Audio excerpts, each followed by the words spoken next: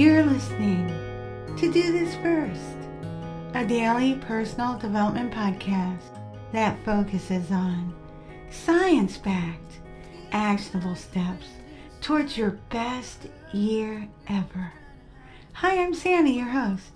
Today we're kicking off our new 10-part series, Autumn, a Time for Reflection. Autumn is a time of transition and change, literally and symbolically. In this podcast series, Autumn, a Time for Reflection, we'll explore the many meanings of fall from a personal development perspective through literature, art, poetry, and film. Of course, always seeking confirmation through science, mostly. I say mostly because we do have to leave some room for wonder and the unexplainable, as science can't explain everything just yet.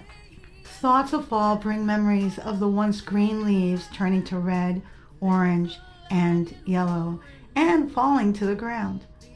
The leaves become organic matter with the help of the animals and air.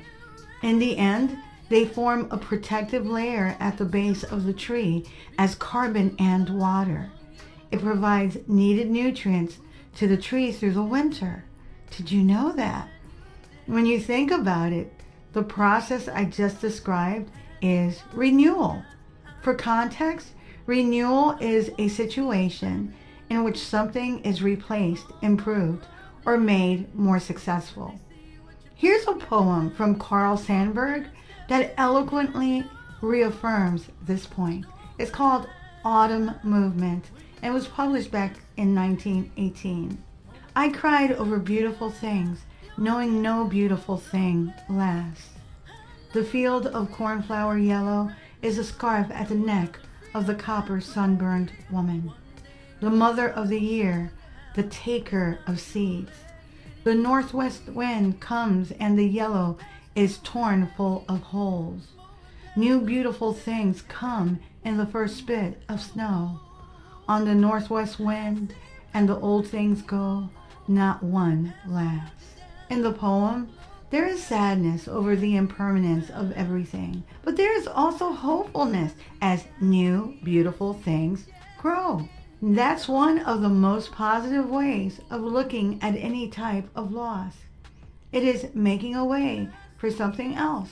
One jarring experience I personally had that folds into this was back in 2020. I was at Cornwall at the hospital with a good friend who was giving birth to her first child. She'd been in labor for about 8 hours. Once she saw the adorable little bundle she had given birth to, it was well worth the pains, delays, and bad hospital food. Within minutes, her brother came in to tell us that their mother had passed away from a stroke. The atmosphere went from elation to emotional pain in just seconds for everybody. It was unbelievable and an experience that I will never forget. I often think about it when I evaluate endings, beginnings, and how things sometimes play out in ways that are unfathomable at the time. It helped me understand even more so that we really don't have control of everything like we would want to believe. Some things just don't make sense. Life is best lived when we remain flexible, and learning on the fly or as you go along is a required skill. I've said this before. All of our ancestors, all of us, had to do it. That's why I'm here. That's why you are here. And the dodo bird isn't. For context, the dodo birds were discovered by Dutch explorers circa 1600. They were not able to adapt to the impacts on their environment, and their girth had decreased their ability to fly. This happened because there was an abundance of food and no predators. Competition sometimes can absolutely keep you on your toes and make you better. The birds, the dodo birds, lived for less than 80 years. In stark contrast, when we look at the penguins, they were able to adapt to their changing ecosystem by becoming better at swimming, which enabled them to tap into other food sources. Flying was not a necessity given their new skills. They stopped flying over 1 million years ago. Yes, penguins used to fly. They survived.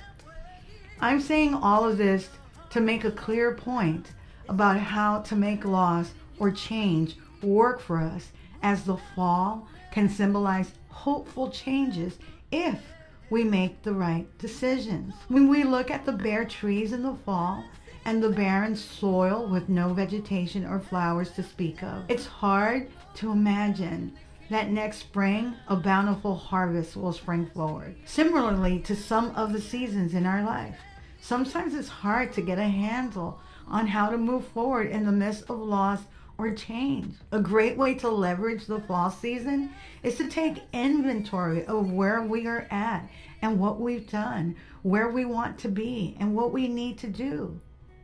We can take cues from the farmers. My grandparents were farmers and everyone before them. My parents are the first generation of non-farmers on both sides of my family. They moved to the suburbs when they got married, but they would always take us to see our grandparents. Even as old as my grandparents were, they would gather their harvest before the onset of winter and share with their entire tiny community and families. They literally reaped what they sowed. What an important lesson to learn about life. This time of abundance and plenty can be seen as a metaphor for the rewards that come from persevering. We reap the benefits of our efforts in the form of personal growth and ultimately success if we take the time needed to reflect, reassess, and act. When we think about autumn, the shorter days and longer nights of fall can also be seen as a metaphor for introspection and self-reflection. We are given the opportunity to turn inward and think deeply about our lives, goals, and values. This period of introspection can be a time of great personal growth and self-discovery as we reassess our priorities and make plans for the future. One of the most iconic symbols of fall is the pumpkin, which is often associated with Halloween and Thanksgiving. Pumpkins are a versatile and nutritious fruit that can be used in a variety of dishes, from pies and soups to roasted seeds and pumpkin spice lattes and so on and so forth. I like pumpkin pancakes. I make them from scratch and they're delicious. This also speaks to repurposing and or shifting our point of view. Looking at the same thing from a different perspective or angle can generate new ideas and more options when you're trying to carve a way forward. The act of carving a pumpkin into a jack-o'-lantern can absolutely be seen as a metaphor for creativity and transformation as well. We take something ordinary like a pumpkin and turn it into something extraordinary by looking at it from a different perspective and then acting. The changing weather of fall also requires us to adapt and prepare, just as the natural world adjusts to the changing seasons. We learn, we adapt, and we continue to move forward. By embracing change and remaining flexible, we can become better versions of ourselves. The falling leaves of autumn can also be seen as a metaphor for letting go of the past and embracing the future. Just as the trees release their leaves and prep for winter, so too can we release old habits, old beliefs, outdated relationships that no longer serve us. By letting go of the past, we make room for new growth and opportunities in our lives.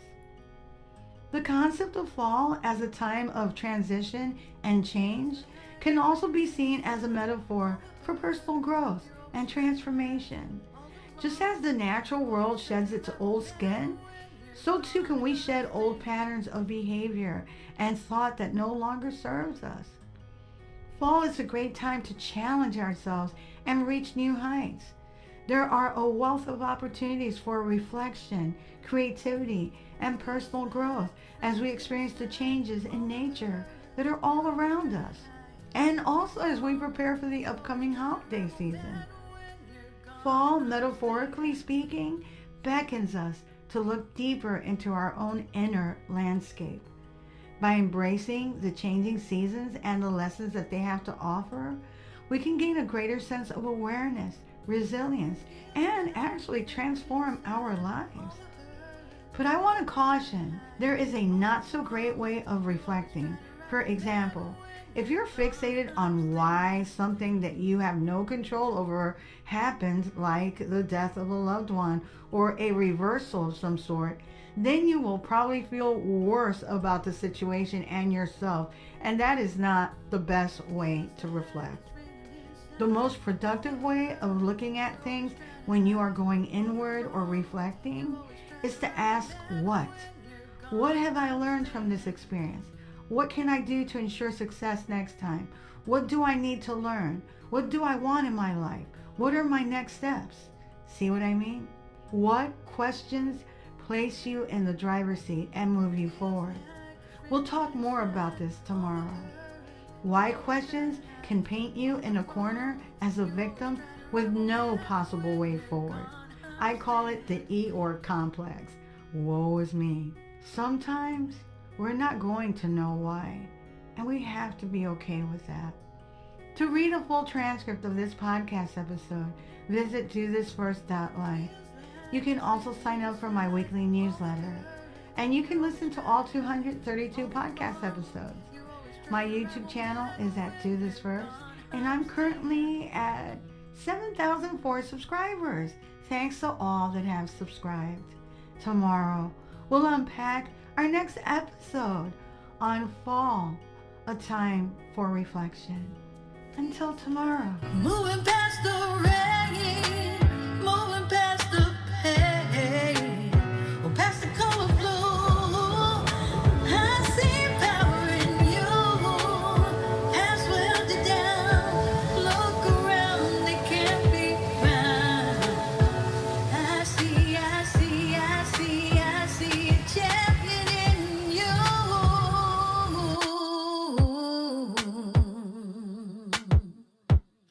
I see a champion.